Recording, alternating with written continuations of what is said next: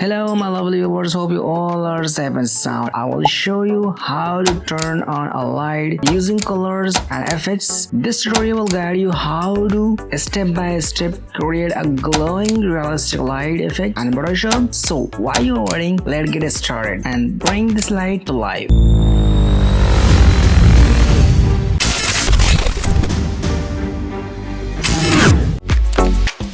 First, you create a layer and then click on the effects and choose the blending option and uncheck the transparency shape layer and then click on the normal, change to hard light.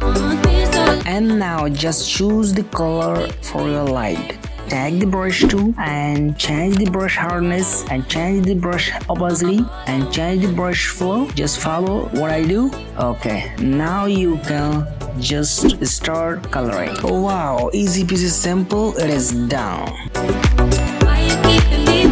If you want to learn more tips and tricks, just simply visit to my channel and watch, like, subscribe and leave your thoughts on the comment section. So thank you very much and Allah bless you.